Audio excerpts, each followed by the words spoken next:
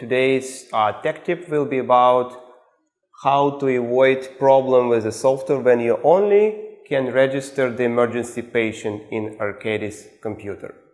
It is possible to have a problem with this Arcadis computer when you cannot register the patient, it's not available for you, and the only option to register the patient will be your emergency patient, which is a failure of the software.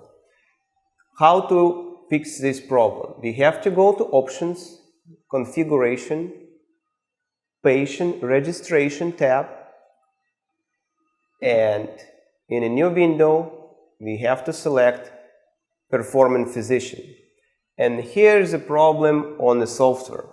If you see so many entries very similar to each other, Dr. Smith, Dr. Smith, Dr. Smith, typed different ways but with the same information, that confuses the software. So the tip today, to avoid this situation, you have to delete all the entries. You have to mark them and just delete until you will see the empty list. You click OK to acknowledge the list. Return back to see the second entry is also empty. So that's the status of the system you want to have after this action.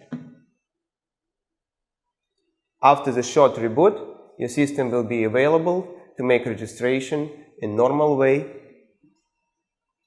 and you can use the system for the patient treatment.